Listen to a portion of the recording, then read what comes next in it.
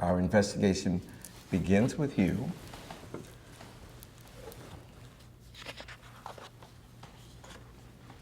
Malcolm Gladwell, born September 3, 1963 in England. Mm-hmm. But you didn't grow up in England, did you? No, we moved, I think we moved, I maybe getting this incorrect. We may have spent some time after I was born in Jamaica, but we definitely, when I was 5 or 6, just about to turn 6, we moved to Canada, and that's really where I grew up. What was it like to grow up in Canada? Did you feel any sense of difference? It was just a seamless move from England?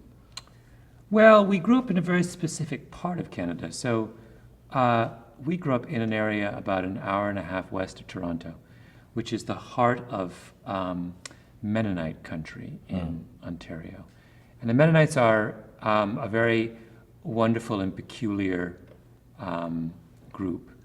They are conservative. They're a conservative religious Protestant denomination, but they are the most strikingly open-minded and friendly and accepting of people.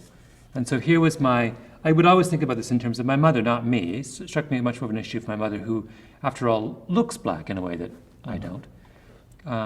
My mother, once we moved to Canada, she had, as I understand it, not a perfectly seamless transition, but as she got as warm a welcome as you can imagine a brown person getting in, thousands of miles away from her home. Which is extraordinary. Which is extraordinary, and that was not her experience in England before we left. Mm-hmm. It was not her experience in America in the time we spent there. Mm-hmm. And we're talking about 1969. We're talking about 1969. We're talking about a mixed race couple in rural Bible Belt, Ontario in 1969. And she was welcomed into the community. And that is a tribute to this day. And now my parents, by the way, go to a Mennonite church. I mean, there's something about that particular culture that, so that they made it not an issue. Mm-hmm. But that's a blessing, as one might say. An extraordinary blessing, yeah. Did you feel different from your peers insofar as you were an immigrant, that you weren't born in Canada? More so that, particularly in the beginning, since I had an English accent and, looked and talked and dressed differently. But it was more, growing up, I never thought about race, and really until I went to the United States, or maybe when I went to college, but not even then.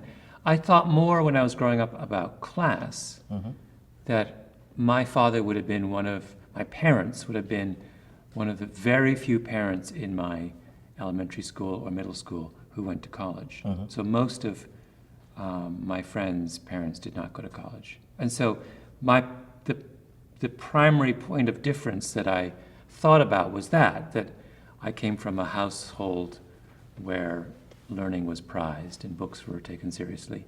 And most of my peers were farmers whose parents were probably semi-literate.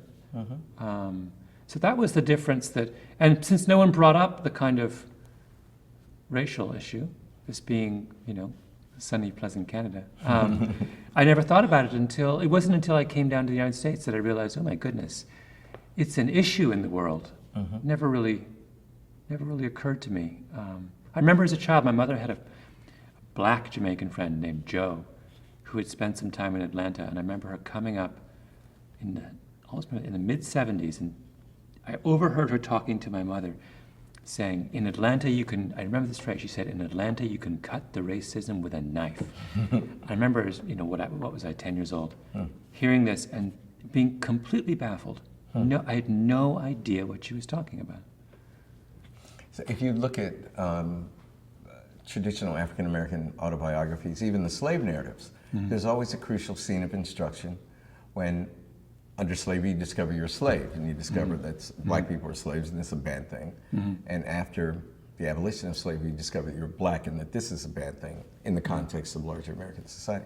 You didn't have that, even an N-word experience, about your mother even when you were growing up, or about yourself? Well, my mother had them, but I wasn't aware she was having them, mostly because they happened in England when I was too young.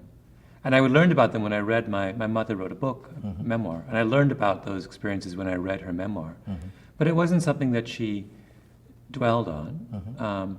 And also my father, the key figure in all of this is my father, who is the most genuinely color and class blind person I think I've ever met.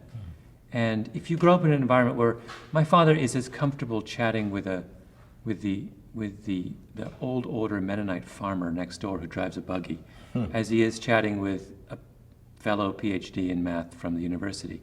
He just doesn't, and I've seen him interact. I mean, we would go to Jamaica every 2 years, and my father would pile us all into a little Volkswagen bug, and we would go off into the hills, and he would commandeer some large group of kids, and he'd organize us all in these games.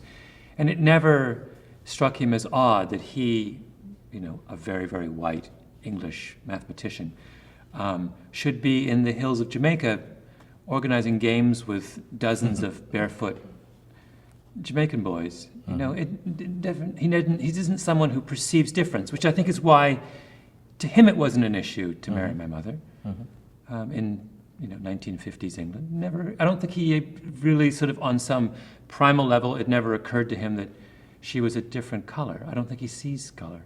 So that was I was grown up in an environment where my father, the kind of dominant person in the home, just didn't see the world that way. So it was very easy for me to see the world through his eyes when I was growing up. You had an extraordinary experience vis-a-vis race, or the absence of race. I realized it was an utterly anomalous experience, which owes a lot to my father's. Only much later did I realize sort of what in how remarkable my father's attitudes were for a man of his generation, an Englishman of his generation.